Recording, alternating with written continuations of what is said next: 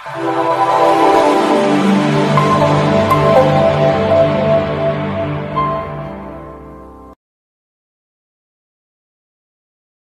ప్రవచన గ్రంథం 52వ అధ్యాయము 6వ వాక్యం. యెషయా ప్రవచన గ్రంథం 52వ అధ్యాయము 6వ వాక్యం. కావున ఇచ్చట నేనేమి చేయగలను? ఇదే యెహోవాకు,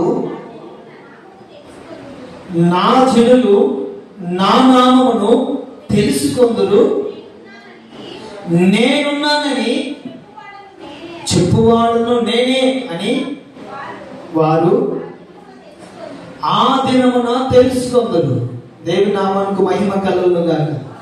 ప్రియమైన వాళ్ళ దేవుడు 9వ మాసాన్ని మనకు ప్రేమించి మనకిచ్చినటువంటి చక్కటి వాగ్దానం ఏంటంటే, నేనున్నానని చెప్పువాడును నేనే, నేనున్నానని చెప్పువాడు నేనే అని ఆ దినమున వారు తెలుసుకుంటారు. ఆ దినమున వారు తెలుసుకుంటారు. ఏ దినమున? ప్రతి మనిషికి ఒక సమయం, కష్టాలు కావచ్చు, బాధలు కావచ్చు, వ్యాధులు కావచ్చు, లేకపోతే ఇరుగు ఇబ్బందులు కావచ్చు. ప్రతి మనిషి పయనిస్తున్న ప్రతి మార్గాలలో వారి కష్ట దుఃఖాలలో ఎదురైనప్పుడు మనిషి అనే వాడు ఎవరు కూడా ఆదరించకపోయిన తర్వాత నాకన్నా ఒక దేవుడు ఉన్నాడు అని గుర్తించే సమయమే ఆ సమయం. ఆ సమయంలో వారు తెలుసుకుంటారు, నేనున్నానని. ఆ సమయమైన వారు తెలుసుకుంటారు. ప్రియమైన వాళ్ళరా, నేను దినాన ఒక ప్రాంతంలో ఒక ప్రార్థన కుడికి బయలుదేరి వెళ్ళాను. అక్కడికి వెళ్ళిన తర్వాత ఒక సేవకురాలు సుదీర్ఘ ప్రయాణం చేసి మా మధ్యకి రావడం జరిగింది. ఆ సేవకురాలి పేరు జ్యోతి గారు తన సాక్ష్యాన్ని నిన్నటి దినాన పంచుకున్నారు. ఆ సాక్ష్యము చాలా గొప్పగాను దేవుని నామమునకు మహిమకరంగాను ఉన్నట్లుగా నేను భావించాను. ఆ సహోదరు లేదా ఆ సేవకురాలు చెప్పినటువంటి సాక్ష్యాన్ని క్లుప్తంగా నేను మీతో కొద్ది నిమిషాలు పంచుకోవాలని ఆశపడుతున్నాను. ఎందుకంటే ప్రతి మనిషికి నేనున్నాను అని దేవుడు బయటపరుస్తాడు. కాదంటే కొంతమంది గుర్తిస్తారు, కొంతమంది గుర్తించరు. నా పక్షాన నా దేవుడు ఉన్నాడు, నా కుటుంబంలో నా దేవుడు ఉన్నాడు, నా కష్ట దుఃఖాలలో నా దేవుడు ఉన్నాడు, నా జీవిత పయనంలో నా దేవుడు నాతో కూడా ఉన్నాడు అని కొంతమంది గుర్తిస్తారు, కొంతమంది గుర్తించరు. నిన్నటి దిన నా సేవకురాలు దైవజనులు చెప్పినటువంటి సాక్ష్యాన్ని నేను కృతజ్ఞతతో వివరిస్తాను. ఆ సేవకురాలు ఒక బ్రాహ్మణ కుటుంబంలో జన్మించారని నేను దినాన్ని చెప్పారు. బ్రాహ్మణ కుటుంబంలో జన్మించారు. యేసుక్రీస్తు వారంటే అస్సలు సరిపోని వారు, మాదిగా అనే కులస్తులంటే అస్సలు సరిపోయినటువంటి వారు. అయితే ఒకనొక దినాన వీళ్ళు ఇంచుమించు 4 ఆడపిల్లలు అయితే ఈ సహోదరు లేదా సేవకురాలు వారి కుటుంబంలో చిన్న కుమార్తెగా జన్మించారు. చిన్న కుమార్తె అని చెప్పేసి తల్లిదండ్రులు లేని వారు లేదా అక్క చెల్లెలు అన్నదమ్ములు కూడా చాలా గాఢముగా ఆమెను పెంచారు. అయితే వీళ్ళు పెంచినటువంటి గాఢాన్ని బట్టి ఆమెను స్కూల్ కూడా పంపించకుండా, అంటే స్కూల్కి వెళ్ళేది కాదు. ఎందుకంటే గాఢంతో కొట్టలేని తిట్టలేని పరిస్థితితో ఆమెను ఇంటి దగ్గరే ఉంచుకున్నారు. కానీ తన భవిష్యత్తు బాగుండాలనే ఉద్దేశం చేత ఇక్కడే ఇంటి దగ్గర ఉంటే తన జీవితం ఏమైపోతుందో అని భయం చేత ఆ పాపని, ఆ సేవకులని తల్లిదండ్రులని వారు ఏం చేశారంటే చాలా దూరంగా ఒక హాస్టల్లో వదిలిపెట్టేసి వచ్చారు. ఆ హాస్టల్ ఏంటంటే క్రిస్టియన్ హాస్టల్. క్రిస్టియన్ సంబంధించినటువంటి ఒక సంస్థ అక్కడ హాస్టల్లో జాయిన్ చేశారు. అక్కడ జాయిన్ చేసిన తర్వాత అక్కడ ఉన్నటువంటి క్రమం ఏంటంటే క్రిస్టియన్ స్కూల్ అయినా, హాస్టల్ అయినా, కాలేజ్ అయినా, ఎక్కడైనా కూడా వాళ్ళకు ఉన్నటువంటి కొన్ని రూల్స్ ఉంటాయి. ఏంటంటే ఎర్లీ మార్నింగ్ లేవాలి, దేవునికి ప్రార్థన చేయాలి, తదుపరి మన కార్యక్రమం మనం చేసుకోవాలని ఒక రూల్ ఉంటుంది. పిల్లలందరూ కలిసి కూర్చొని ప్రార్థన చేస్తూ ఉంటే ఈ సేవకులకి, ఈ పాపకు తెలియదు. ఎందుకంటే యేసు ప్రభు దేవుడు అనే మాట వినడమే మొదటిసారి. యేసు ప్రభుకి ఇలా ప్రార్థన చేయడం, చూడడం కూడా మొదటిసారి. ఎలా ప్రార్థన చేయాలో కూడా తెలియదు. అసలు ప్రార్థన చేయొచ్చా చేయకూడదో కూడా తెలియని పరిస్థితి. ఎందుకంటే ఒక హైందవ కుటుంబంలో, బ్రాహ్మణ గారి కుటుంబంలో జన్మించినటువంటి కుమార్తె కాబట్టి ఏమీ తెలియదు. అయినప్పటికీ కొద్ది రోజులు అయిన తర్వాత క్రమక్రమంగా ప్రార్థన కూర్చోవడము, వాళ్ళు ఏదో అంటే ఏమనడం, వాళ్ళు ఎలా ప్రవర్తిస్తే అలా ప్రవర్తించడం జరుగుతుంది. అయితే ఒకనొక దినాన్న ఇంచుమించు 5th క్లాస్ 6th క్లాస్ చదివే వయసులో అందరూ ఎగ్జామ్స్ టైంలో ఒక్కొక్కరికి ఎగ్జామ్ మార్క్ లిస్ట్ చూస్తున్నప్పుడు ఈ సహోదరి మార్క్ లిస్ట్ కూడా చూసిన తర్వాత అన్ని జీరోని. ఆ పరీక్షలో ఆమెకు వచ్చినటువంటి మార్కులు అన్ని జీరోని. ఎందుకంటే ఆమె బుక్స్ పోగొట్టుకున్నది. తర్వాత హెడ్ మాస్టర్ ప్రిన్సిపాల్ కొట్టంగా ఎలాగోలాగా బుక్స్ 1-2 సంపాదించుకొని మంచి జ్ఞానం అయితే ఉంది, కానీ చదువుకోవడానికి బుక్స్ సంపాదించుకున్న తర్వాత ఫస్ట్ క్లాస్లో పాస్ అవ్వడం కూడా జరిగింది. మరలా అనుకోకుండా బుక్స్ పోగొట్టుకున్న తర్వాత వాళ్ళ హెచ్ఎం ప్రిన్సిపాల్ పిలిచి ఆమెను ఏళ్ళు ఇట్లా చాపి కొడితే ఏళ్ళు మొత్తం పగిలిపోయాయంట. ఏళ్ళు మొత్తం పగిలిపోయిన తర్వాత ఆ రక్తం కాలుతూ ఉన్నప్పుడు తమ గదిలో కూర్చొని ఏడుస్తూ ఉన్నప్పుడు వాళ్ళ గోడకి ఒక ఫోటో ఉందండి. యేసు ప్రభు శిలువ మీద వేలాడుతూ చనిపోయినటువంటి సందర్భాన్ని ఆమెకు కళ్ళారా దేవుడు చూపించాడు. ఆమె ఎలా ప్రార్థన చేయాలో తెలియదు కాబట్టి ఆమె మనసులో ఒక మాట అన్నదంట. ఏంటంటే, యేసు ప్రభువా, నువ్వు దేవుడని మా హాస్టల్ పిల్లలందరూ కూడా నీకు ప్రార్థన చేస్తున్నారు, నీకు చెప్తున్నారు కదా, నీవే దేవుడు అని నేను కూడా నమ్ముతున్నాను, నీవు ఉన్నావని నేను కూడా నమ్ముతున్నాను, పోయినటువంటి నా బుక్స్ నాకు తిరిగి ఇవ్వగలుగుతావా అని ఏదో మనసులో అనుకుందండి. తర్వాత 2 రోజులు గడిచిపోయింది, 3 రోజులు గడిచిపోయింది. తర్వాత వెళ్ళి చూస్తే వాళ్ళ పెట్టి వెనకాల ఆమె బ్యాగు చెదులు బట్టి బుక్స్ అన్ని పాడైపోయాయి. తర్వాత ఆ బుక్స్ తీసుకొని చూడడానికి కూడా అవకాశం లేదు, అన్ని చెదులు తినేసి పనికి రాకుండా అయిపోయాయి. మళ్ళా ప్రార్థన చేశాను కదా, దేవుడు ఉన్నాడు కదా, నా బుక్స్ నాకు ఇస్తే తీసుకొని చదువుతాం, లేకపోతే యథావతిగా వీళ్ళ చేతుల్లో దెబ్బలు తిందాం అన్నట్టుగా నిర్ణయించుకుంది. కానీ ఒక దిన నా పిల్లలందరూ స్కూల్కి వెళ్ళారు. ఏమో బుక్స్ లేకుండా వెళితేనేమో కొడతారు, అలాగని హాస్టల్లో ఉంటేనేమో ఉండలేవారు. ఏమి తెలియని పరిస్థితుల్లో మళ్ళా ఆ ఫోటో దగ్గరికి వెళ్ళి, అయ్యా బుక్స్ కావాలని అడిగాను కదా, మరి నా బుక్స్ ఎప్పుడు ఇస్తావు అని ఇట్లాగే మనసుతో మాట్లాడుతూ ఉంటే ఎక్కడి నుండి సమాధానం రాలేదు. మళ్ళా ఆమె సరే ఇక్కడ స్కూల్కి వెళ్ళలేను, అలాగే హాస్టల్లో ఉండలేని చెప్పేసి ఏడ్చుకుంటూ ఉంటే కళ్ళు మూసుకొని ఏడ్చింది. కళ్ళు తెరిచే లోపల ఆమె ఎదురుగా తన బ్యాగ్ కనపడుతుంది. ఆ బ్యాగ్ నిండా బుక్స్ ఉన్నాయి. హల్లెలూయా, హల్లెలూయా. ఆ బుక్కులు తీసుకొని స్కూల్కి వెళ్ళిన తర్వాత మరలా వచ్చింది. అందరేమో భోజనం వెళ్తున్నారు. ఈ బుక్స్ నాకు ఎలా వచ్చాయి, ఎవరు తెచ్చిచ్చారు, వేసిన తలుపులు వేసినట్టుగానే ఉన్నాయి, నా గదిలోకి ఎవరు రాలేదు, పిల్లలందరూ స్కూల్కి వెళ్ళారు, నేను ఒక్కదానే ఉన్నాను, ఎవరు నాకు బుక్స్ తెచ్చిచ్చారు, ఎవరు నాకు బ్యాగ్ తెచ్చిచ్చారు, పైగా పాడైపోయిన బ్యాగు, చెదులు కొరికినటువంటి బ్యాగు, అటువంటి బ్యాగు కాకుండా అదే మెరూన్ కలర్ బ్యాగు, చాలా చక్కగా కొత్త బ్యాగు, కొత్త బుక్స్ నాకు ఎవరు తెచ్చిచ్చారని మనసులో అనుకుంటూ ఉంటే ఆ గోడలో ఫోటో కనపడింది కదా, అదే ఫోటో ఆ కాలంలో ఆయన అంటున్నాడంట, నేనే నీకు బుక్స్ తీసుకొని వచ్చాను, నీవు చెప్పినటువంటి మాట నేను విన్నాను, నీ బుక్స్ కావాలని చెప్పావు కదా, నేను నీతోనే ఉన్నాను, ఈ బుక్స్ నేనే తీసుకుని వచ్చానని ఒక స్వరం వినపడిన తర్వాత యేసు ప్రభువు నిజమైన దేవుడని, యేసు ప్రభువు మాతో ఉన్నాడని, యేసు ప్రభువు నాలో ఉన్నాడని ఆమె గుర్తించి హాలిడేస్ వచ్చిన తర్వాత ఇంటికి వెళ్ళిన తర్వాత బ్రాహ్మణ్స్ కదండి, ఇంటికి వెళ్ళిన తర్వాత ప్రార్థన చేస్తే ఒప్పుకోరు, యేసు ప్రభు అనే మాట అంటేనే అస్సలు ఒప్పుకోరు. తర్వాత తిన్నగా వాళ్ళ అమ్మ దగ్గరికి వెళ్ళి, అమ్మా మనకున్నటువంటి దేవుళ్ళు కాదమ్మా, నిన్నటి దినాన నాకు బుక్స్ లేకపోతే నేను ఆ ఫోటో దగ్గరికి వెళ్ళి నా బుక్స్ కావాలని అడిగినప్పుడు ఆ యేసు ప్రభు దేవుడు నాకు బుక్స్ తీసుకుని వచ్చాడమ్మా అని చెప్పిన వెంటనే నోట్లో రక్తం వచ్చి కొట్టిందండి వాళ్ళ అమ్మ. ఎందుకంటే ఏం మాట్లాడుతున్నావు, యేసు ప్రభు దేవుడు ఎవరు అనుకుంటున్నావు, మాఘమార్గుల దేవుడు, యేసు ప్రభు దేవుడు ఎవరు అనుకుంటున్నావు, ఆయన ఇంగ్లీష్ వాళ్ళ దేవుడు, మనం ఆ దేవుడు కొలవకూడదు, మనము కులములు పెద్ద కులము కలిగిన వాళ్ళము, మనము బ్రాహ్మణ్స్, అటువంటి దేవుడి పేరైనా మనం ఎత్తకూడదు, ఆరాధించకూడదని ఎలా వచ్చింది ఇటువంటి పాడు బుద్ధి, ఎలా సంప్రదాయంగా పెరిగావు. వాళ్ళ అమ్మకోటి వాళ్ళ ఆశయం తెలుసా, వాళ్ళ అమ్మ పూజారితనం చేసేది. వాళ్ళ అమ్మకి పూజారితనం చేసేటప్పుడు ఎన్నెన్నో దేవతలు ఆమెలోకి వచ్చేవి అంటారు.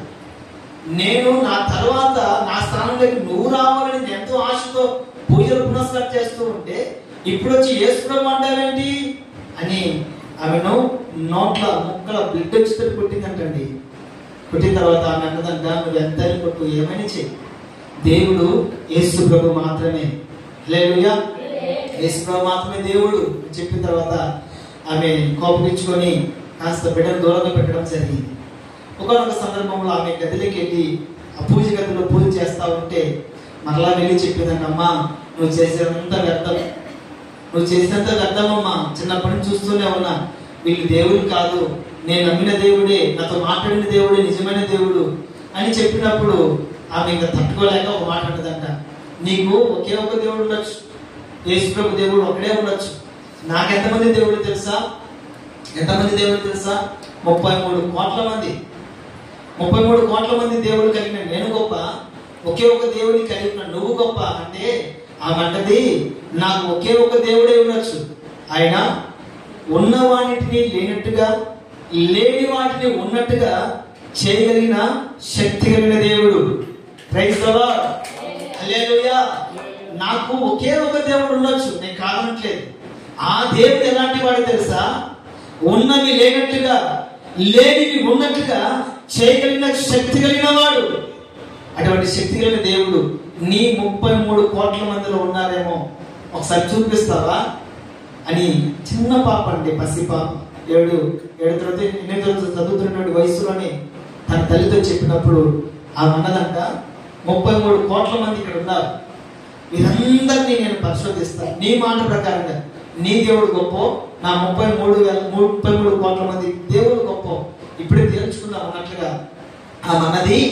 నేను గదికి తలుపులు వేసి తాళం వేస్తాను, తెల్లగా తెల్లవారేసరికి ఈ 33 కోట్ల మంది కనిపించకూడదు, అలా చేయగలిగితే నీ దేవుడు గొప్పవాడని నేను ఒప్పుకుంటాను అని తన కుమార్తెతో చెప్పింది. సరేనమ్మా, నా దేవుడు ఉన్న వాటిని లేనట్టుగా లేని వాటిని ఉన్నట్టుగా చూపించగలిగిన శక్తి కలిగిన దేవుడని నీకు చెప్పాను కదా, ఖచ్చితంగా నా దేవుడు నీ పక్షాన కార్యం జరిగిస్తాడు, ఎందుకంటే ఆయన నాతో ఉన్నాడు. ప్రైజ్ ది లార్డ్ అని చెప్పిన తర్వాత సాయంత్రం 7 గంటల సమయంలో తలుపు వేసి తాళం వేసి నైట్ అంతా నిద్రపోయారు. తెల్లవారేసరికి 7 గంటలకు 9 గంటలకు మొత్తం మీద పూజ చేసే సమయానికి ఆ తల్లి గారు స్నానం చేసి తలుపు తెరిచి ఆ 33 కోట్ల మందిని చూస్తున్నప్పుడు ఒక్కరి ముఖం కూడా కనిపించలేదు. ఎందుకంటే ఫోటోలో ఉన్నట్లుగానే ఉన్నాయి, ఆ ఫోటోల్ని చెదలు కొరికేసింది, ఒక్క ఫోటో కూడా కనిపించదు, ఒక్కరి ముఖం కూడా కనిపించదు. మొత్తం 33 కోట్ల మంది దేవుడుగా పిలబడుతున్న వారందరినీ కూడా దేవుడు కనిపించకుండా చేశాడు. దేవునికి మహిమ కలుగును గాక, హల్లెలూయా. ఎప్పుడు రానటువంటి చెదలు, ఎప్పుడు జరిగినటువంటి కార్యం. ఆ తల్లిగారు అన్నారు, నిజంగా మా 33 కోట్ల మందిని మీ దేవుడు మాయం చేశాడు, కాబట్టి మీ దేవుడే సర్వశక్తి దేవుడని నేను నమ్ముతున్నానని ఆ తల్లి గారు ఆ సహోదరుని మాట విన్న తర్వాత ఆ దేవుళ్ళందరినీ తీసేసి లోపల గదిలోకి వెళ్ళి కేక వేస్తుంది, అమ్మాయి సంచి తీసుకోరా, అమ్మాయి పట్ట తీసుకోరా అంటుంది. మళ్ళా వెళితే ఏడ పడుతుందని చెప్పేసి నేను రాను అంటుంది బయట నుంచి. తర్వాత తల్లిగారు అన్నారు, ఒక పట్ట తీసుకోరా చెప్పిన తర్వాత ఒక సంచి తీసుకొని వెళ్ళి ఆ పటాలన్నీ సంచిలో వేసుకొని దూరంగా వెళ్ళి వాటిని పడేసి అప్పుడే యేసుక్రీస్తు వారిని ఆమె అంగీకరించినట్లుగా నేను సేవకులు చెప్పినటువంటి సాక్ష్యాన్ని బట్టి నేను నిజంగా అన్నాను, నేను నిజంగా నా మనసులో అనుకున్నాను, నిజమే ఆయన వాగ్దానం చేసిన వాడు. ఏమని వాగ్దానం చేశాడు, నేనున్నానని చెప్పువాడు నేనే అని ఆ దినమున మీరు తెలుసుకుంటారు. హల్లెలూయా, హల్లెలూయా. ఆ తల్లి గారికి ఒక సమయం వచ్చింది, దేవుడు ఉన్నాడని తెలుసుకున్న సమయం వచ్చింది. ఆ 33 కోట్ల మంది మాయమైపోయేసరికి సజీవుడైన దేవుడు, నిన్న నేను నిరంతరం ఏకరీతిగా ఉన్న దేవుడు, నేనున్నానని చెప్పే దేవుడు యేసుక్రీస్తు మాత్రమే అని నమ్మడము, యేసుక్రీస్తు వారిని విశ్వసించడము, తండ్రి కుమార పరిశుద్ధాత్మ నామములో బాప్తిసం తీసుకోవడము. అంత మాత్రమే కాదండి, బ్రాహ్మణ కుటుంబంలో జన్మించిన తల్లి గారు ఇంచుమించుగా 300 మందికి బాప్తిసం ఇచ్చారంట. హల్లెలూయా, హల్లెలూయా. 300 మందికి బాప్తిసం ఇచ్చి 87 సంవత్సరాలు ఈ భూమి మీద జీవించి చనిపోయారు.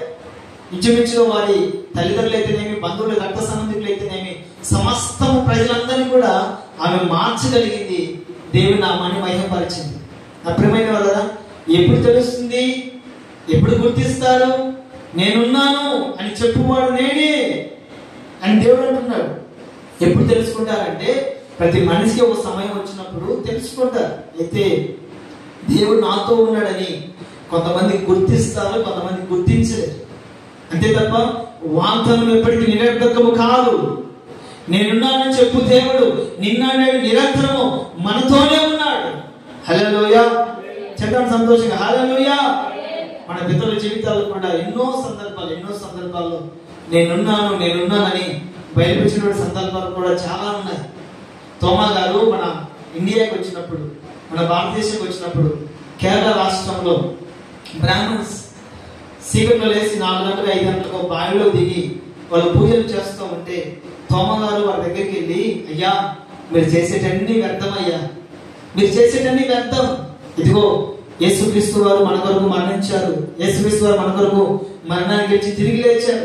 ఆయన మాత్రమే జీవములైన దేవుడు, ఆయన మాత్రమే సజీవుడైన దేవుడు, ఆయన నమ్ముకోండి అని చెప్పిన తర్వాత ఆయన అంటారు, యేసుక్రీస్తు ప్రభువు వారు నిజమైన దేవుడని నువ్వు ఎలా చెప్పగలుగుతావు అని చెప్పినప్పుడు యేసుక్రీస్తు వారు నాతో ఉన్నారు, ఆయనను ఇక్కడికి పంపించారు అని తోమా గారు చెప్పినప్పుడు ఆ బ్రాహ్మణ్స్ అయిన వారు, పెద్దలైన వారు అంటారు, దేవుడు ఉన్నాడని, దేవుడు నీతో నాతో మనతో ఉన్నాడని రుజువేంటి అని చెప్పినప్పుడు ఆయన అంటారు, నేను నీళ్లు చేతులు తీసుకొని పైకి ఎదగలుగుతాను. పైకి ఎదగలిగిన తర్వాత ఆ నీళ్లు మధ్యలో ఆగిపోవాలి. నీళ్లు పైకి వెళ్ళకూడదు, కింద పడకూడదు, మధ్యలో ఆగిపోవాలి.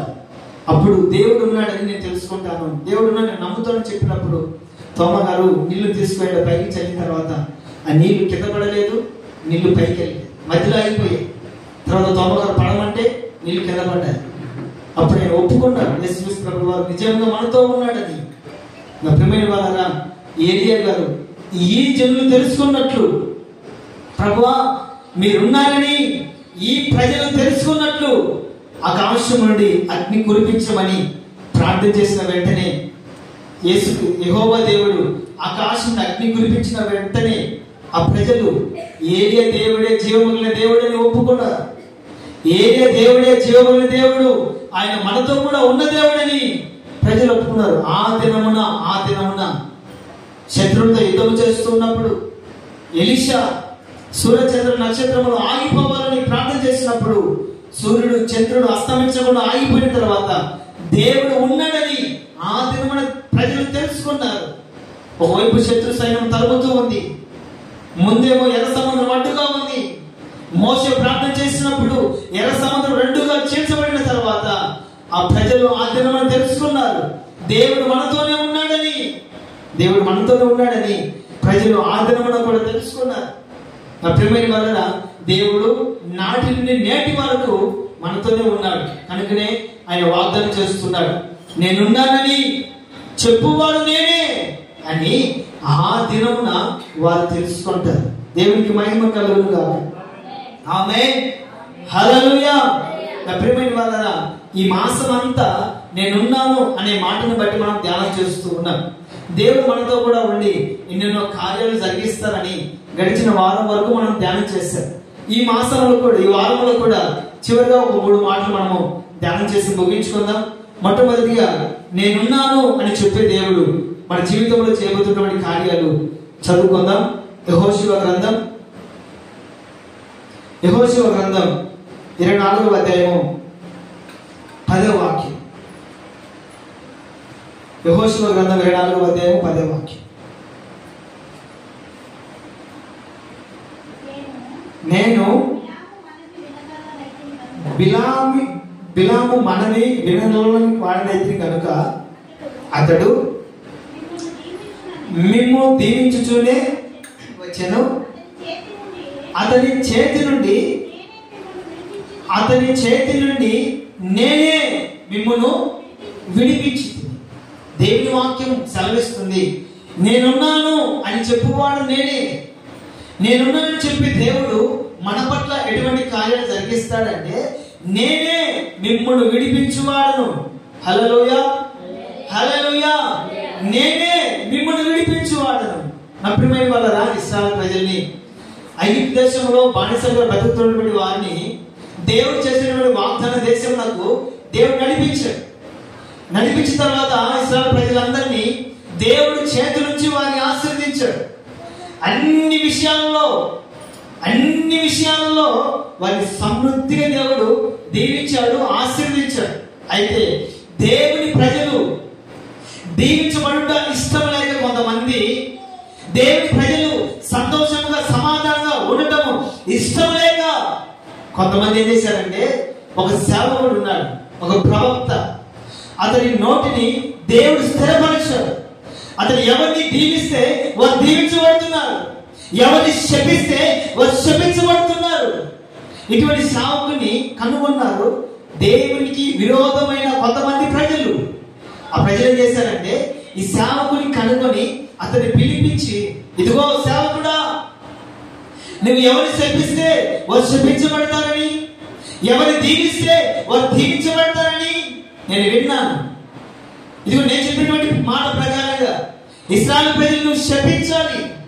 నీకేం కావాలో చెప్పు, నీకు కావలసినటువంటి డబ్బైనా, ధనమైనా, వెండి బంగారంలో ఏమైనా కూడా నీకు ఇస్తామని రాజుతో మాట కలుపుకొని, ఒక సేవకుడు రాజుతో మాట కలుపుకొని కావలసినటువంటి ద్రవ్యాన్ని తీసుకొని ఇశ్రాయేలు ప్రజల్ని శపించడానికి బయలుదేరాడు. ఇశ్రాయేలు ప్రజలు శపించడానికి వెళ్ళాడు. అక్కడ నేను బిలాము మనవి వినడంలోనైతిని, నేను బిలాము మనవి వినడంలోనైతిని, అతని మాటను స్థిరపరిచిన వాడు నేనే, అతని మాటను చెదరగొట్టువాడను కూడా నేనే. హల్లెలూయా, హల్లెలూయా. బిలాము దేవుని ప్రజలు శపించడానికి వెళ్ళాడు, కానీ దేవుడు తన మాటని వినడంలోనైతిని, వినటం లేదు. కనుకనే దేవుడు అంటాడు, నేనే మిమ్మల్ని విడిపించితిని. ఎక్కడి నుండి విడిపించాడు? శపించడానికి వచ్చినటువంటి బిలాము చేతిలో నుండి దేవుడు తన ప్రజలు విడిపించాడు. ప్రియమైన వాళ్ళారా, కారణం ఏంటంటే, మనం ఆరాధిస్తున్న దేవుడు నేనున్నానని చెప్పువాడు. నేనున్నానని చెప్పు దేవుడు మన జీవితంలో ఎటువంటి కార్యాలు జరిగిస్తాడంటే, నేనే మిమ్మల్ని విడిపించువాడు. మనతో కూడా ఉన్న దేవుడు మనల్ని విడిపిస్తాడు. హల్లెలూయా, చెప్తాం సంతోషంగా, హల్లెలూయా. మనతో ఉన్న దేవుడు మనల్ని విడిపిస్తాడు. ఎక్కడి నుండి విడిపిస్తాడు? కొన్ని సందర్భాలు ఎదురవుతూ ఉంటాయి. ఒక కుటుంబంలో ఒక తండ్రికి తల్లికి 12 మంది సంతానం, 12 మంది కుమారులు, ఒక కుమార్తె. ఆ సంతానంలో 11వ వాడైనటువంటి యోసేపు చాలా గారవముగా తండ్రి సన్నిధిలో పెంచబడతాడు. తండ్రి దగ్గర చాలా అల్లారుముద్దుగా పెంచబడతాడు. కానీ యోసేపు భక్తిని చూసి, యోసేపు ఆ భయమును చూసి, యోసేపు ఆ గౌరవాన్ని చూసి అన్నలు అతని మీద అసూయపడేటువంటి సందర్భాలు మనకు అందరికీ తెలుసు. యోసేపుని చంపడానికి కూడా అన్నలు వెనుకాడలేదు. యోసేపుని తీసుకెళ్లి ఒక లోయలో పడేసి రాళ్లతో కొట్టి చంపుదామని అన్నలు పక్కగా ప్లాన్ చేసినప్పుడు వారి చేతుల నుండి కూడా యోసేపుని దేవుడు విడిపించిన సందర్భాలు కూడా మనం చూద్దాం. ఆదికాండము 37వ అధ్యాయము, ఆదికాండము 37వ అధ్యాయము 21వ వచనం నుండి 24వ వచనం. ఆదికాండము 37వ అధ్యాయము 37వ అధ్యాయము 21, 24. ఆదికాండము 37వ అధ్యాయము 21 నుండి 24 వరకు. రూబేను ఆ మాట విని మనము వారిని చంపరాదని చెప్పి వారి చేతుల్లో పడకుండా అతన్ని విడిపించారు. ఎవరి మాట విని? యోసేపు లోయలో పడవేశారు, రాళ్ళతో కొడుతున్నారు, మొలతొప్పలో పడి ఉన్నాడు, విషపు పురుగులు వెంటాడుతూ వేయిస్తూ ఉన్నాయి, చనిపోవడానికి సిద్ధంగా ఉన్నాడు యోసేపు. కానీ యోసేపుకు తోడైన దేవుడు విడిపిస్తాడనే విశ్వాసము చేత నడిపించబడుతున్నాడు. వెంటనే దేవుడు వారిలో ఒక వ్యక్తికి ప్రేరణ కలుగ చేశాడు. అన్నలైన వారిలో ఒకరికి దేవుడు ప్రేరణ కలుగు చేశాడు. యోసేపు ఏ పాపం చేసినా మనం చంపాలి, యోసేపు ఏ నేరం చేసినా మనం చంపాలి, యోసేపు ఏ ద్రోహం చేశాడని మనం చంపాలి. అతన్ని చంపడం కంటే కూడా ఎవరికొకరికి అమ్మి వేస్తే అతని అతని అతని బతుకుతాడు కదా అన్నట్లుగా దేవుడు రూబేను అనే ఒక వ్యక్తికి ప్రేరణ కలుగు చేస్తాడు. ఈ రూబేను వెంటనే తన మిగతా అన్నదమ్ములకి ఈ మాట చెప్తాడు, ఇదిగో ఆ మాట వినుము, వాడిని చంపరాదని చెప్పి వారి చేతుల్లో పడకుండా అతన్ని విడిపించదు. ప్రియమైన వాళ్ళరా, నేనున్నానని చెప్పు దేవుడు, నేనే మిమ్మల్ని విడిపించేదను అని చెప్తున్నాడు. ఎక్కడి నుండి విడిపిస్తాడంటే, ఇదిగో శపించుచున్న వారిని చేతుల నుండి విడిపిస్తాడు, చంపాలనుకున్న వారి చేతుల నుండి కూడా ఆయన విడిపిస్తాడు. ఎందుకంటే ఆయన మనతో కూడా ఉన్నాడు. హల్లెలూయా. ఇశ్రాయేలు ప్రజలు ఇంచుమించుగా కొన్ని సంవత్సరాలు ఐగుప్తు దేశంలో బానిసలుగా బ్రతుకుతూ ఉన్నారు, వెట్టి చాకిరీ చేస్తూ ఉన్నారు, కన్నీలే అన్నపానాలుగా జీవిస్తూ ఉన్నారు, శ్రమలు నిట్టూర్పుల చేత బ్రతుకుతున్నారు. కానీ ఇశ్రాయేలు ప్రజలందరూ కలిసి యెహోవాకి ప్రార్థన చేసిన తర్వాత, అయ్యా అబ్రహాముని గుర్తు చేసుకోండి, ఇస్సాకు యాకోబుని జ్ఞాపకం చేసుకునండి, వారికి మీరు చేసిన వాగ్దానమును జ్ఞాపకం చేసుకునండి, దయతో మమ్మల్ని విడిపించండి అని ఇశ్రాయేలు ప్రజలు ప్రార్థన చేసినప్పుడు, ఇశ్రాయేలు ప్రజలు ఐగుప్తు దేశపు పరిపాలిస్తున్న ఫరో చేతిలో ఉన్నారు. ఫరో కఠినమైన వాడని, బహు దుర్మార్గుడని, బహు హేయమైన వాడని వాక్యం సెలవిస్తుంది. అటువంటి చేతుల నుండి ఇశ్రాయేలు ప్రజలు విడిపించిన వాళ్ళు ఎవరు అంటే, నేనున్నాను అని చెప్పగలిగిన దేవుడు. హల్లెలూయా. ప్రేమని వాళ్ళగా మోషేని నాయకుడిగా నియమించుకొని ఫరో హృదయాన్ని కఠినం చేసి ఇశ్రాయేలు ప్రజల్ని బానిసత్వం బ్రతుకుల నుండి విడిపించిన దేవుడు ఎవరు అంటే, మనం ఆరాధిస్తున్న యేసుక్రీస్తు ప్రభువు వారు.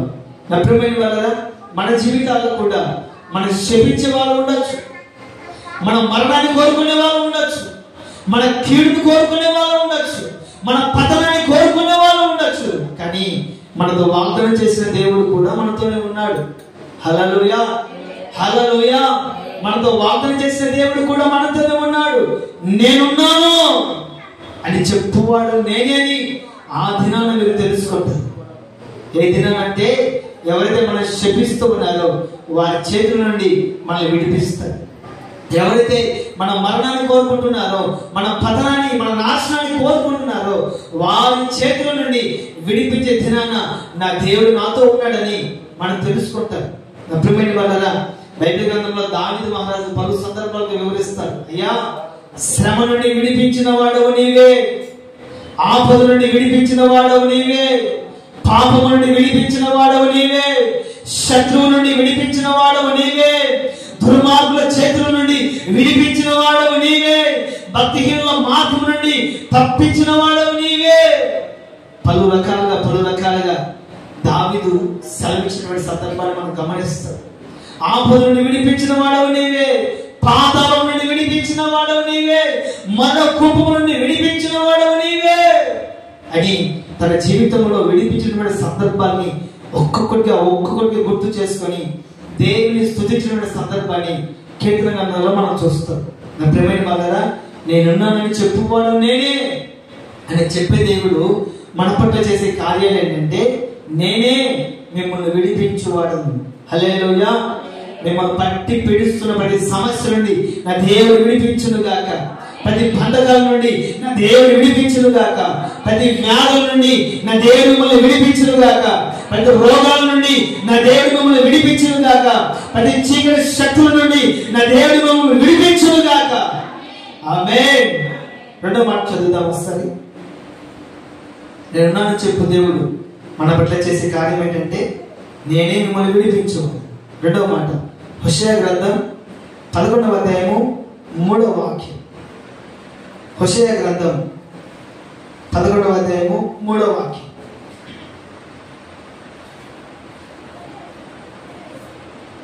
నేనే మిమ్మల్ని విడిపించువాడను.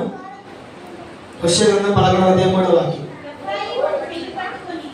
ఎఫ్రాయిమును చెయ్యి పట్టుకొని వానికి నడక నేర్పిన వాడను నేను. హల్లెలూయా, హల్లెలూయా. ఎఫ్రాయిమును చెయ్యి పట్టుకొని వానికి నడక నేర్పిన వాడను నేనే. నేనే మిమ్మల్ని విడిపించేవాడను, నేనే మీకు నడక నేర్పిన వాడను కూడా. ప్రియమైన వాళ్ళరా, ఎఫ్రాయిము అనబడే ఒక వ్యక్తి మనకు కనబడుతున్నాడు. ఎఫ్రాయిమును చేయి పట్టుకొని వానికి నడక నేర్పిన వాడను నేనే. మనం కూడా అంటుంటాం, మనకు ఎవరైనా పిల్లలు పుట్టినప్పుడు సంవత్సరాలైనా కూడా నడవడు. ఎప్పుడో నడిచేది కుంటోడే ఏమైనా అయితే ఎన్నెన్నో రకాలుగా మనం అంటూ ఉంటాం. కానీ చిన్న వయసులో తల్లి గర్భంలో పుట్టినది, రూపించబడినది మొదలుకొని దేవుడు మనల్ని చూస్తాడు, పరిశోధిస్తాడు. అలాగే పుట్టిన తర్వాత తోగాడుతున్నటువంటి దినాలలో కూడా ఆయన మనం చేయబట్టి నడిపిస్తూ ఉంటాడు. మనం నడక నేర్పలేదు మన పిల్లలకి, మనకు నడక నేర్పలేదు మన తల్లిదండ్రులు కూడా. మనకు నడక నేర్పినది ఎవరు అంటే మనం ఆరాధిస్తున్న దేవుడు. హల్లెలూయా. మనం ఆరాధిస్తున్న దేవుడే వాళ్ళు నడక నేర్పిన వాడు. ఎఫ్రాయిము చేయి పట్టుకొని నడక నేర్పిన వాడును నేనే. హల్లెలూయా, హల్లెలూయా. ప్రియమైన వాళ్ళని మనం గమనిస్తూ ఉంటాం మన పిల్లల జీవితాల్లో. ఉయ్యాలు ఊపుతూ ఉన్నప్పుడు అనుకోకుండా ఉయ్యాలు తిరిగి కింద పడిపోతూ ఉంటారు. కాస్తనే దెబ్బ తగిలి ఉంటుందా? కాస్తనే ఒక చిటుకుడు రక్తమైన వచ్చి ఉంటుందా? కాదు. నడిచేటప్పుడు చిన్న చిన్నగా అడుగులేసేటప్పుడు ఎన్నో రకాల్లో కింద పడి ఉంటారు. అయినప్పటికీ వారికి ఏ కాలు చేయని ఇది ఉంటుందా? చిన్న చిన్న వయసులో ఎరగదు. ఎందుకంటే వాళ్ళకి జ్ఞానం వచ్చేంత వరకు, వారి దృష్టి కలిగేంత వరకు, తల్లిని తండ్రిని కనుక్కోలేటువంటి వయసు వచ్చేంత వరకు దేవుడే వారి చేయి పట్టి నడిపిస్తాడు. హల్లెలూయా. దేవుడే వారి చేయి పట్టుకొని నడకను నేర్పుతాడు. కనుకనే సెలవిస్తున్నాడు, ఎఫ్రాయిము చేయి పట్టుకొని వానికి నడక నేర్పిన వాడును నేనే. హల్లెలూయా. ప్రియమైన వాళ్ళారా, దేవుడి చేయి పట్టి నడక నేర్పితే ఆ దేవుడి చేయి పట్టుకుని నడక నేర్చిన వారు ఎలా బ్రతుకుతారు అంటే బయట గ్రంథంలో చాలా మంది ఉన్నారు. మనకు తెలిసిన ఒక దైవజనుడు, ఒక భక్తుని మనం జ్ఞానం చేద్దాం. దేవుడు ఆ వ్యక్తి చేయి పట్టుకుని నడక నేర్పించాడు. దేవుడు చేయి పట్టుకుని నడక నేర్చిన వ్యక్తి ఎలా నడిచాడు, ఎలా బ్రతికాడు అని ఒకసారి మనం ధ్యానం చేస్తే, హానోకు అనబడే ఒక వ్యక్తి దేవుడి చేయి పట్టుకుని నడిచాడండి. దేవుడి చేయి పట్టుకుని నడిచాడు. ఎన్ని సంవత్సరాలు నడిచాడు అంటే 365 సంవత్సరాలు నడిచాడు. ఈ 365 సంవత్సరాలలో తన కుటుంబం కొరకు కేవలం 60 సంవత్సరాలు మాత్రమే జీవించాడు. మిగతా 300 సంవత్సరాలు దేవుడు చేయి పట్టుకుని నడిచాడు. ఎలా? వాళ్ళ బాండింగ్, వాళ్ళ ఫ్రెండ్షిప్ లేదా వాళ్ళ బంధం ఎంతవరకు కొనసాగించబడిందంటే ఒకరి చేయి విడిచిపెట్టి ఒకరు జీవించలేనంతగా, ఒకరి చేయి విడిచిపెట్టి ఒకరు ఉండలేనంతగా దేవుడు హానోకు ఇద్దరు కలిసి అలా నడిచారు. చివరికి దేవుడు హానోకు నడిచినటువంటి ఆ నడకను బట్టి, ఆ మార్గాన్ని బట్టి, ఆ భక్తిని బట్టి, ఆ భయము విధేయత వినయాన్ని బట్టి హానోకును విడిచి ఉండలేక దేవుడు హానోకుని తన ప్రాణ ఆత్మ శరీరాలతోనే తన దగ్గరికి తీసుకొని పోయాడు. హల్లెలూయా, హల్లెలూయా. హానోకు చెయ్యి పట్టుకొని నడక నేర్పిన దేవుడు హానోకును కూడా తీసుకెళ్ళాడు. ఎందుకంటే 365 సంవత్సరాలు బతికితే దేవుని చేయి పట్టుకొని 300 సంవత్సరాలు బతకగలిగాడు. ప్రియమైన వాళ్ళరా, దేవుని చేయి పట్టుకొని నడక నేర్చిన వారు దేవుని కొరకు బ్రతుకుతారు, దేవుని కొరకు చనిపోతారు. మనం నడక నేర్పిన వాడు కూడా దేవుడే. కానీ మనం ఎలా నడుస్తూ ఉన్నాం? వాక్యం అంటుంది, ఎఫ్రాయిము చేయి పట్టుకొని వానికి నడక నేర్పిన వాడు నేనే. హానోకు చేయి పట్టుకొని నడక నేర్పాడు. 360 సంవత్సరాలు భూమి మీద నడిచాడండి. నోవాహును బట్టి కూడా ఒక మాట రాయబడింది. ఆదికాండము 6వ అధ్యాయం 9వ వాక్యం చదవండి ఒకసారి. నోవాహు అతడు కూడా ఎలా నడిచాడో ఒకసారి చూద్దాం. ఆదికాండము 6వ అధ్యాయము 9వ వాక్యం. నోవాహు వంశావళి ఇదే. నోవాహు నీతిపరుడును, తన తరములలో నిందారహితుడై ఉండెను. నోవాహు దేవునితో కూడా నడిచెను. హల్లెలూయా, హల్లెలూయా. నోవాహు ఎవరితో నడిచాడు? దేవునితో. వాక్యం అంటుంది, ఎఫ్రాయిమును చేయి పట్టుకొని వానికి నడక నేర్పిన వాడు నేనే. హానోకు దేవునితో నడిచాడు, దేవునితో కొనిపోబడ్డాడు. కానీ నోవాహు నిందారహితుడై, నోవాహు నీతిపరుడును, తన తరములో నిందారహితుడనై ఉండెను. నోవాహు దేవునితో కూడా నడిచెను, దేవునితో కూడా నడుచువాడు. ప్రేమైన వాళ్ళరా, మన నడక ఎలా ఉండాలి? దేవునితో కూడా నడిచే విధంగా ఉండాలి. అలాగే దావీదు మహారాజు కూడా అంటారు, యథార్థంగా నడిచెను, యథార్థంగా నడిచెను. తనను బట్టి తన కుమారుడు సొలొమోను కూడా అంటాడు, అయ్యా నీ దాసుడైనటువంటి నా తండ్రి ఎలా యథార్థంగా నడిచాడో, ఎలా యథార్థంగా జీవించాడో ఒకసారి జ్ఞాపకం చేసుకోమని సొలొమోను తన తండ్రిని బట్టి వాక్యం సెలవిస్తున్నట్టుగా బైబిల్ గ్రంథస్థం చేయబడు. దావీదు అంటారు, దుష్టుల మార్గంలో మీరు నడవకూడదు, పాపుల మార్గంలో మీరు నిలవకూడదు, అపహాసకులు కూర్చునే చోట మీరు కూర్చోకూడదు. ఎందుకంటే మీ నడక దేవునితోనే ఉండాలి, దేవునితోనే ఉండాలి. హల్లెలూయా, హల్లెలూయా. చదువు ఒకసారి కీర్తనలో 1వ మొదటి వాక్యం చదువు. దుష్టుల ఆలోచించు నడవక, పాపుల మార్గమున నిలవక, అపహాసములు కూర్చుండు చోట కూర్చుండక, యెహోవా ధర్మశాస్త్రమందు ఆనందించుచు దివారాత్రములు దాన్ని ధ్యానించువాడు ధన్యుడు. హల్లెలూయా. దివారాత్రములు దేవునితో నడవాలి, దివారాత్రములు దేవుని గురించి ధ్యానించాలి, దివారాత్రములు దేవుని కొరకే ప్రార్థన చేయాలి. దివారాత్రములు నీ ధ్యాస, నీ శ్వాస, నీ ప్రాణం, నీ ఊపిరి సమస్తము కూడా దివారాత్రములు దేవునితోనే ధ్యానం చేస్తే, దివారాత్రములు దేవునితోనే నడిస్తే వాడు ధన్యుడు. ఎందుకో తెలుసా? హానోకు తన తరము వారిలో నిందారహితుడై దేవునితో నడిచిన వాడిగా మనం కూడా నడవగలుగుతాం. నోవాహు ప్రాణ ఆత్మ శరీరంతో కూడా దేవునితో కొనిపోబడినట్లుగా మనం కూడా కొనిపోబడతాం. ఎప్పుడు? దివరాత్రములు దేవునితో నడిస్తే, దివరాత్రములు దేవుని ధ్యానం చేసినప్పుడు ధన్యతను పొందుకుంటాం, దేవుని ఎదుగు చేర్చబడతాం. హల్లెలూయా.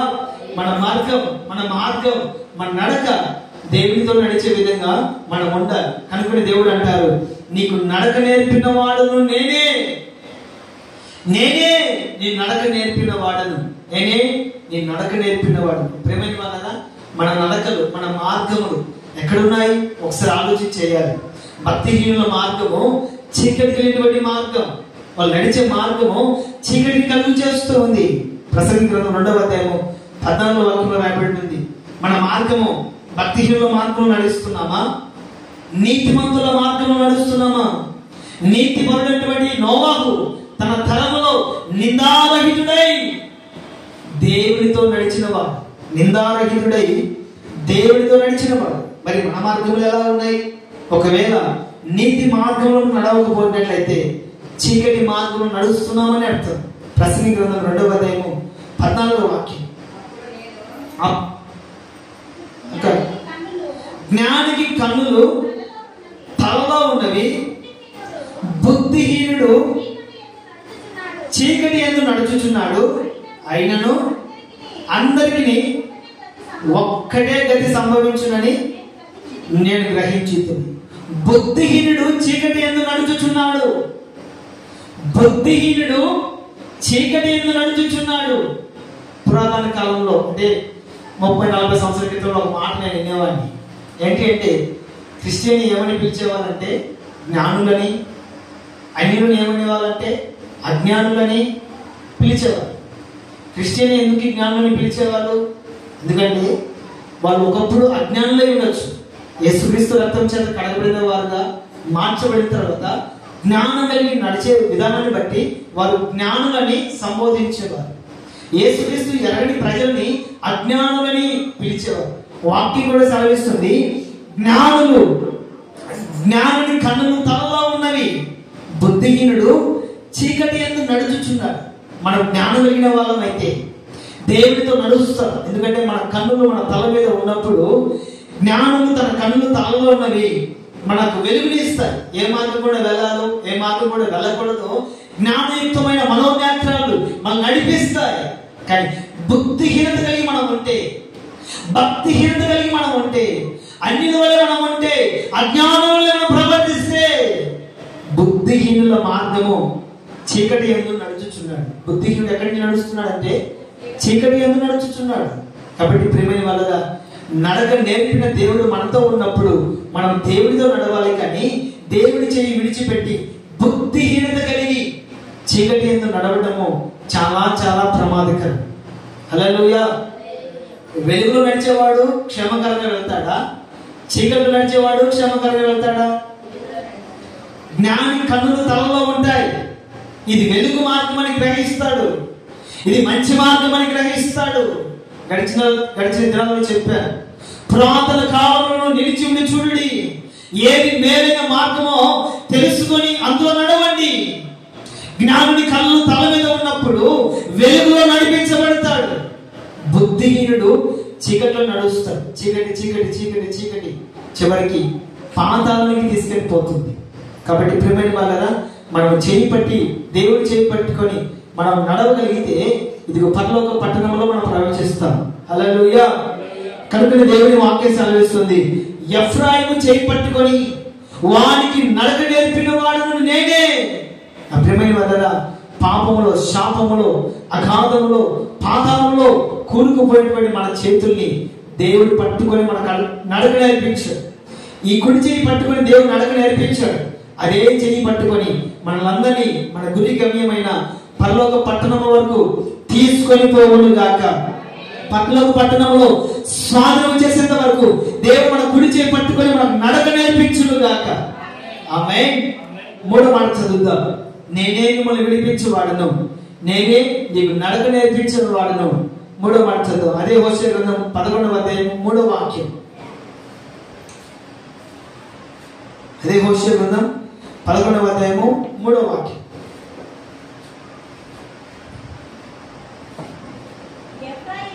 ఎఫ్రాయిమును చేయి పట్టుకొని వానికి నడక నేర్పిన వాడును నేనే, వారిని కౌగిలించుకున్న వాడును నేనే. ఇక్కడ ఇంకో మాట కూడా ఉంది, కానీ నేను ఒక్కటి మాట తీసుకున్నాను. ఒకటి, మన మనసులో దేవుడు మన నడక నేర్పిన వాడు. రెండవదిగా మనల్ని కౌగిలించుకున్నవాడు. ఎఫ్రాయిముకి నడక నేర్పిన వాడు నేనే, ఎఫ్రాయిముని కౌగిలించుకున్న వాడు కూడా నేనే. అలాగే వెళితే ఇంకొకటి, నేనే వాడిని స్వస్థపరచువాడును, నేనే వాడిని స్వస్థపరచువాడును, నేనే వాడిని కౌగిలించుకుంటేనే. ఎఫ్రాయిముని దేవుడు కౌగిలించుకున్నాడు. అంత మాత్రమే కాదు, ఎఫ్రాయిము మీద దేవుడికి ప్రేమని కూడా అదే గ్రంథంలో దేవుడు వెల్లడిపరిచాడు. ఎఫ్రాయిము నాకు ఇష్టమైన కుమారుడా, ఎఫ్రాయిము నా ముద్దు బిడ్డ అని దేవుడు సంబోధించినటువంటి మాటల్ని కూడా మనం అక్కడ చూస్తాం.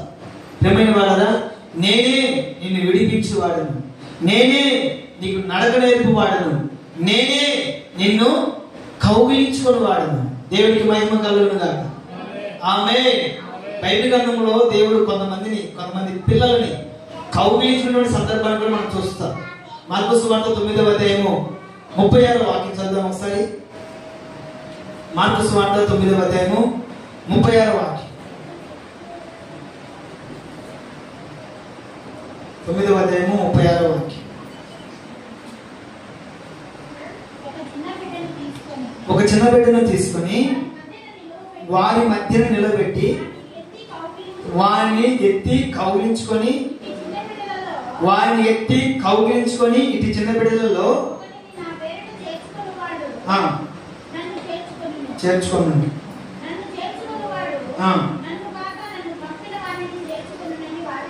వారితో చెప్పు. ఇక్కడ చిన్న బిడ్డలు దేవుడు ఎత్తుకొని కౌగిలించుకున్నాడు. లూకాసు వార్తలోకి మనం వెళితే ఒకసారి అక్కడ కొంతమంది స్త్రీలు ఏం చేశారంటే చిన్న బిడ్డల్ని దేవుడి దగ్గర తీసుకుని వచ్చారు. ఎందుకని? వారికి ఉన్నటువంటి ఉద్దేశం ఏంటంటే, ఎలాగైనా సరే మా బిడ్డల్ని దేవుడు ముట్టితే చాలు, ఎలాగైనా సరే దేవుడు మా బిడ్డల్ని ముట్టితే చాలని వచ్చారు. కానీ దేవుడి సన్నిధికి వచ్చినటువంటి ఆ బిడ్డల్ని దేవుడు ఏం చేశాడు అంటే వారిని ముట్టుకోవడం కాదు కదా, వారిని దగ్గర తీసుకొని, వారిని ఎత్తుకొని, వారిని కౌగిలించుకొని, వారి తల మీద చేతులుంచి వారిని ఆశీర్వదించాడు. హల్లెలూయా. వారిని ఎత్తుకొని, కౌగిలించుకొని, వారి తల మీద చేతులుంచి ఆశీర్వదించాడు. ప్రియమైన వాళ్ళరా, మనం ఆలోచించిన దేవుడు ఎవరు అంటే మనల్ని కౌగిలించుకునే దేవుడు, దూరం పెట్టే దేవుడు కాదు. మనల్ని చూసి అసహించుకునే దేవుడు కాదు, మనం చూసి కోపడే దేవుడు కాదు, మనల్ని విసర్జించేవాడు కాదు, మన శాపానికి గురి చేసే దేవుడు కాదు. మనం ఆలోచించిన దేవుడు ఎలాంటి దేవుడు అంటే ప్రేమతో కౌగిలించుకున్న దేవుడు. హల్లెలూయా. ఒక సందర్భం మీకు చెప్తారు. కుటుంబంలో ఒక తండ్రి, ఇద్దరు కుమారుడు. మనకందరికీ తెలుసు. చిన్న కుమారుడు తండ్రికి విరోధంగా మాట్లాడి తనకు రావాల్సినటువంటి ఆస్తిని తీసుకొని లోకంలోకి వెళ్ళిపోయి తనకి ఇష్టానుసారంగా బ్రతికాడు.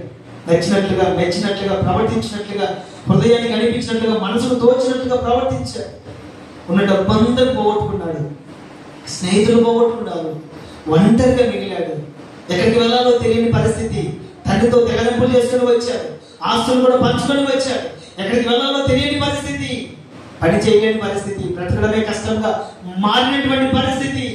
కడుపు కాలిపోతూ ఉంది. అన్నం పెట్టేవారు లేరు, ఆదరించేవారు లేరు, పరామర్శించేవారు లేరు, హక్కును చేర్చుకునే వారు కూడా లేరు.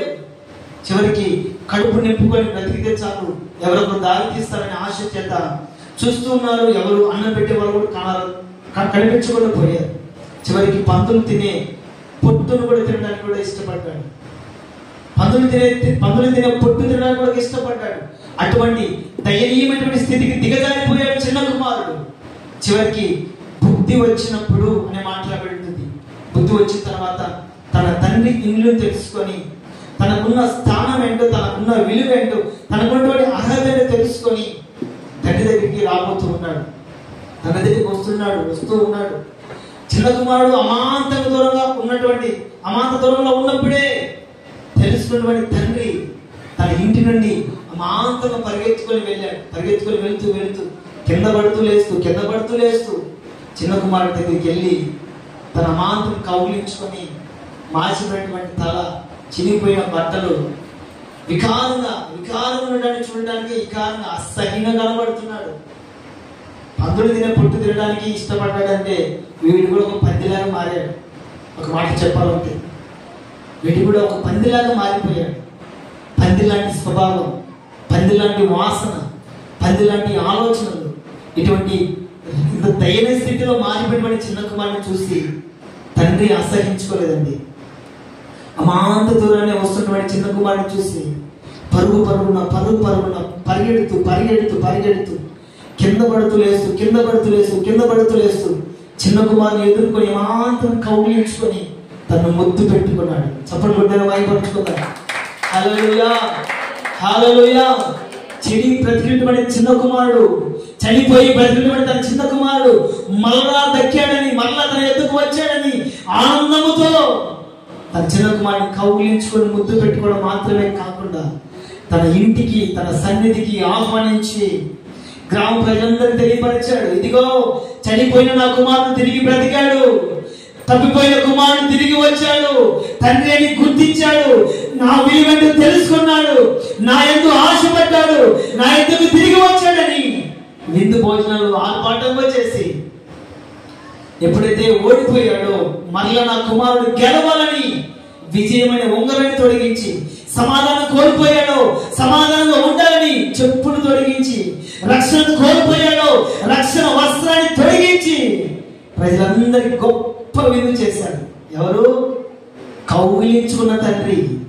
హల్లెలూయా. ఎవరు ఇతను అంటే కుమారుడిని ప్రేమించిన తండ్రి, అత్యధికమైన ప్రేమతో ప్రేమించిన తండ్రి, శాశ్వతమైన ప్రేమతో ప్రేమించిన తండ్రి. తెలుసు తెలియక మాట్లాడాడు, తెలుసు తెలియక ప్రవర్తించాడు, తెలిసి తెలియక లోకానికి ఆకర్షించబడ్డాడు, సమస్తాన్ని కోల్పోయాడు. మరలా నా తండ్రి నాకు కావాలని నా దగ్గరికి వచ్చాడని అమాంతగా చిన్న కుమారుడి మీద పడి వాడిని ముద్దు పెట్టుకొని కౌగిలించుకొని మరలా వాడికి ఇవ్వాల్సినటువంటి స్థాయిని దేవుడు చిన్న కుమారుడికి ఇచ్చాడు. ప్రియమైన వాళ్ళగా మనం ఆరాధిస్తున్న దేవుడు ఎవరో తెలుసా? నేనే నిన్ను కౌగిలించుకునేవాడని. హల్లెలూయా. దేవుడికి మహిమ కలుగును గాక. లోకములో అనేక రకాలుగా కౌగిలింతలు కనబడుతూ ఉంటాయి. లోకంలో అనేక రకాలుగా కౌగిలింతలు కనబడుతూ ఉంటాయి. కొన్ని నిజమై ఉంటాయి, కొన్ని మోసపూరితంగా ఉంటాయి.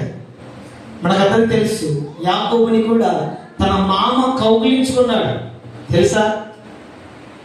యాకోబుని తన మామ అయినటువంటి లాబాను, తన మేనమామ అంటే తండ్రితో సమానుడు అని మనం అంటూ ఉంటాం. మేనమామ అంటే తండ్రితో సమానుడు అని మనం అంటూ ఉంటాం. ఇక్కడ మోసపూరితమైనటువంటి ఆలోచన చేత తన మేనమామ అయినటువంటి లాబాను యాకోబుని కౌగిలించుకున్నాడు. కౌగిలించుకోవడం గల కారణం ఏంటో కూడా చెప్పారా? యాకోబుని కౌగిలించుకోవడం కూడా గల కారణం ఏంటో చదువుతాం ఒకసారి. ఆదికాండము 29వ అధ్యాయం 13వ వాక్యం. ఆదికాండము 29వ అధ్యాయము 13వ వాక్యం. లాబాను తన సోదరి కుమారుడైన యాకోబు సమాచారం విన్నప్పుడు అతనిని ఎదుర్కొనుటకు పరిగెత్తుకొని వచ్చి అతని కౌగిలించి ముద్దు పెట్టుకొని తన ఇంటికి తోడుకొని పోయిను. అతడు ఈ సంగతులన్నీ లాబానుతో చెప్పాడు. అక్కడ మాటలు ఉన్నాయి. యాకోబు వస్తున్న సంగతి తెలుసుకొని తన మేనమామైనటువంటి లాబాను ఏం చేశాడంటే పరిగెత్తుకొని వెళ్ళి అతన్ని ఎదుర్కొని అతని కౌగిలించుకొని ముద్దు పెట్టుకొని ముద్దు పెట్టుకొని తన ఇంటికి తీసుకెళ్ళాడు. ఎవరు లాబాను ఎవరు? యాకోబుకి మేనమామ. తెలుసుకున్నాడు. మా చెల్లెలు పంపించింది నా మేనల్లుడు నా దగ్గరికి. రే, మేనమామ అంటే ఎవరు అనుకుంటున్నావు? తండ్రితో సమానం. తండ్రి తర్వాత తండ్రి ఎవరంటే మేనమామ. కాబట్టి నువ్వు క్షేమంగా ఉండాలి అంటే, నువ్వు క్షేమంగా బ్రతకాలి అంటే ఇదిగో నీ మేనమామ దగ్గరికి వెళ్ళని పంపించి, అదే వర్తమానం తన అన్నయ్య లాబానికి పంపించింది రిబ్కా. ఈ మేనమామ నా మేనల్లుడు వస్తున్న సంగతి తెలుసుకొని పరిగెత్తుకొని పోయి అతన్ని ఎదుర్కొని అతన్ని కౌగిలించుకొని అతను ముద్దు పెట్టాడు. ముద్దు పెట్టిన తర్వాత, అరే మేనల్లుడా, అక్కడికి వచ్చావరా, సంతోషం. నీకేం కావాలో నువ్వు కోరుకోరా. ఇప్పుడు నేను అమితంగా ప్రేమిస్తున్నా, నీకేం కావాలో కోరుకో అంటే ఈయన మామూలు కాదు. ముందుగానే యాకోబు అంటే మోసగాలు జతయ్యారు అక్కడ. హల్లెలూయా. ముందుగానే మామూలు కాదు. నీకేం కావాలో చెప్పున్నానా? చెప్పు. నేను మేనమామ అంటే తల్లితో సమానం. నాకు చెప్పుకోవచ్చు, ఎవరు చెప్పుకుంటావు చెప్పు అంటే వీడు మామూలు కాదుగా. ఏమన్నాడంటే, మామయ్య నీ చిన్న కూతురు నాకు ఇష్టం మామయ్య. అర్థమవుతుందమ్మా? నాకు నీ చిన్న కూతురు ఇష్టం. నీ చిన్న కూతురు నేను ప్రేమించాను. నీ చిన్న కూతురిని పెళ్లి చేసుకోవాలనుకుంటున్నాను. ఇస్తావా? సరేరా, నీ మాట ఎందుకు కాదంటాను? కౌగిలించుకునేది అందుకు, ముద్దు పెట్టుకునేది అందుకు. దాని పనిష్మెంట్ ఏమిచ్చాడు తెలుసా? తన చిన్న కుమార్తెను కోరుకున్న దానికి 7 సంవత్సరాలు కొలువు చేశాడు. 7 సంవత్సరాలు ఉచితంగా పని చేశాడు. అంతతో ఏమైనా ఇచ్చాడా? 7 సంవత్సరాలు కొలువు చేసిన తర్వాత 7 సంవత్సరాల సమయం అయిపోతానే మాట ప్రకారంగా చిన్న కుమార్తె ఇచ్చి పెళ్లి చేయాలి కదా. పెళ్లి పెట్టే మీద కూర్చున్న తర్వాత చిన్నమ్మాయి తీసి పెద్దమ్మాయిని కూర్చోబెట్టాడు. అందుకే మరి కౌగిలించుకుంది. తాళి కట్టి ముసుగు తీసేసరికి చిన్నమ్మాయి కదా అక్కడ ఉండేది, పెద్దమ్మాయి ఉంది. ఏంటి మామయ్య ఎలా చేశాడు? ఎందుకైనా ముద్దు పెట్టుకునేది, ఎందుకైనా కౌగిలించుకునేది అంటే అది కాదురా యాకోబు, అది కాదు. నువ్వు మోసగానే వ్యక్తినే, పెద్ద మోసగాన్ని. అది కాదురా యాకోబు. పెద్దమ్మాయి ఇంట్లో ఉండగా చిన్నమ్మాయిని ఎవరు చేసుకోగా? ఆ పెద్దమ్మాయి ఎందుకు పెళ్లి చేయలేదండి? ఏమైనా ఎఫ్ఐఆర్ ఉందా, ఏమైనా అది ఉందా, ఇది ఉందని ఎన్నెన్నో మాట్లాడతారా. కాబట్టి పెద్దమ్మాయిని చేసుకో, తర్వాత చిన్నమ్మాయి సంగతి మనం చూద్దాం. కాదు మామయ్య, నేను ప్రేమించింది చిన్నమ్మాయిని. తర్వాత పెద్దమ్మాయిని చేసేసరికి మరలా 7 సంవత్సరాల కొలువు. ప్రేమైన వాళ్ళ అసలు యాకోబుని కౌగిలించుకోకుంటే ఎంత బాగుండో, యాకోబుని ముద్దు పెట్టుకోకుంటే ఎంత బాగుండేదో. ఏం బాగుండేదంటే 14 సంవత్సరాలుగా తన ఇంట్లో పని చేయకుండా ఉండాల్సిన వాడు. ఆ కౌగిలింత, ఆ ముద్దు ఏం చేసి తెలుసా? 14 సంవత్సరాలు వెట్టి చాకిరి చేయించింది యాకోబుతో. కానీ మనుషులు మనల్ని మోసపూరితంగా కౌగిలించుకొని ఉండొచ్చు. మనం ఆలోచన దేవుడు ప్రేమతో ఆప్యాయతతో మాత్రమే మనం కౌగిలించుకుంటాడు. కనుకని అంటాడు, నేనే వాడిని కౌగిలించుకున్న వాడును నేనే. హల్లెలూయా.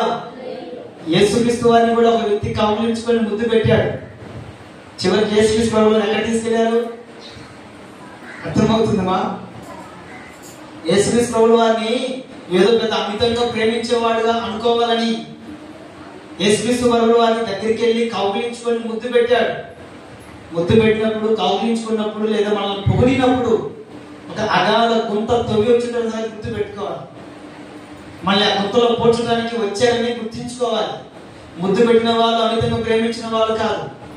కౌగిలించుకున్న ప్రతి వారు కూడా అమితంగా మనల్ని ప్రేమించిన వాళ్ళు కాదు. యేసుక్రీస్తు వారిని పట్టుకోవడానికి రోమా సైన్యం వెతుకుతూ ఉన్నప్పుడు ఈ యూదా ఇస్కరియోతుకి కొద్ది డబ్బులు ఇచ్చి యేసుక్రీస్తు వారు ఎక్కడ ఉంటారో మాకు పట్టించు అని మాట మాత్రం కుదుర్చుకొని ఈ తోమాను పంపించారు. తోమా అంటారు, ఇదిగో నేను నా దేవుని అమితంగా ప్రేమించినట్లు నటిస్తాను. నేను ఎవరి దగ్గరికి వెళ్ళి కౌగిలించుకొని ముద్దు పెడతానో అతడే యేసుక్రీస్తు. మీరు వచ్చి పట్టుకోండి అని చెప్పిన తర్వాత ఈ సైన్యం ఎదురు చూస్తా ఉంది. యూదా ఇస్కరియోతు ఎలాగో రోజు ఆయనతో మాట్లాడేవాడు కదా, రోజు ఆయనతో కూడా తిరిగేవాడు కదా. చివరికి వెళ్ళి యేసుక్రీస్తు అని మాత్రం కౌగిలించుకుంటాడు. ఎక్కడికి ప్రేమ! ఈ రోజు ప్రార్థనలో కూర్చున్నవాడు కాదు, ఈ రోజు దేవుని మాటలు విన్నవాడు కూడా కాదు. ఈ రోజు అమాంతంగా వచ్చి కౌగిలించుకుంటే యేసుక్రీస్తు వారికి తెలియదా? కౌగిలించుకోవడం మాత్రమే కదా, అమాంతంగా ముద్దు పెడతాడు. ముద్దు పెట్టిన వెంటనే రోమా సైన్యం వచ్చి ఆయన పట్టుకుంటారు. ఆయన ముద్దు పెట్టడం వల్ల, ఆయన కౌగిలించుకోవడం వల్ల సిలువకి అప్పగించాల్సిన పరిస్థితి వచ్చింది. ప్రియమైన వాళ్ళ ఎందుకు ఈ మాట చెప్తున్నానంటే, మనుషులు కొంతమంది మనం ప్రేమతో కౌగిలించుకోవచ్చు, కొంతమంది మోసపూరితంగా మనం కౌగిలించుకొని ఉండొచ్చు. ప్రేమతో ముద్దు పెట్టే వాళ్ళు ఉన్నారు, మన నాశనాన్ని కోరుకొని ముద్దు పెట్టే వాళ్ళు కూడా ఉన్నారు. కానీ మనం ఆలోచన దేవుడు అలాంటి దేవుడు కాదు. నేను వాడిని కౌగిలించుకున్న వాడును నేనే, ఎఫ్రాయిమును కౌగిలించుకున్న వాడును నేనే. కాబట్టి ప్రియమైన వాళ్ళదా, మనం కూడా దేవుని కౌగిలిలో ఉండాలి. మనుషుల కౌగిలిలో మనం ఉండకూడదు. దేవుని మాత్రమే మనం కౌగిలించుకోవాలి, దేవుడు మాత్రమే మనం కౌగిలించుకోవాలి. బైబిల్ ఒక మాట రాబడింది, మనం ఎవరిని కౌగిలించుకోవాలి? దేవుని మాత్రమే కౌగిలించుకోవాలి, బుద్ధిని జ్ఞానమును కౌగిలించుకోవాలి. అంతేగాని దారిని పోయి ప్రతి వాడిని కూడా మనం కౌగిలించుకోకూడదు. దారిని పోయి ప్రతి అలవాట్లని, ప్రతి ఆలోచనలు కూడా మనం కౌగిలించుకోకూడదు. ఆ మాట రాజుద్దాం. సామెతల గ్రంథము చివరిగా 4వ అధ్యాయము 8, 9. సామెతల గ్రంథము 4వ అధ్యాయము.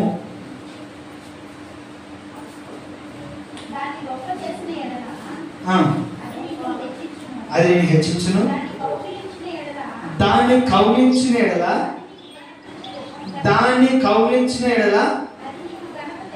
అది నీకు ఘనత తెచ్చును. దేన్ని కౌగిలించుకోవాలి?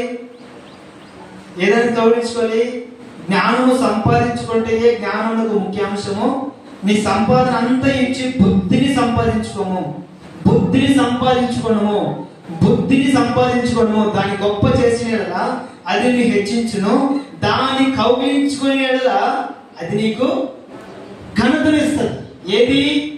బుద్ధి. ఏది అంటే బుద్ధి. జ్ఞానము సంపాదించుకుంటే జ్ఞానములకు ముఖ్యాంశం. నీ డబ్బంతా ఇచ్చి జ్ఞానం సంపాదించుకోవాలి. డబ్బు మళ్ళీ జ్ఞానం ఇవ్వదు. నీ డబ్బంతా ఇచ్చి జ్ఞానం సంపాదించుకోవాలి. దాన్ని గొప్ప చేసిన ఎడలా, ఏది? జ్ఞానమును మనం గొప్ప చేసిన ఎడలా అది నిన్ను హెచ్చించును. బుద్ధిని కౌగిలించుకునే ఎడలా అది నీకు ఘనతనిస్తుంది. బుద్ధిని కౌగిలించుకుంటే ఏమిస్తుంది? మనకు ఘనతనిస్తుంది. బుద్ధిహీనతను కౌగిలించుకుంటే అవమానం ఇస్తుంది. బుద్ధిహీనతను కౌగిలించుకుంటే అవమానం ఇస్తుంది. బుద్ధిహీనతను కౌగిలించుకుంటే అవమానం ఇస్తుంది.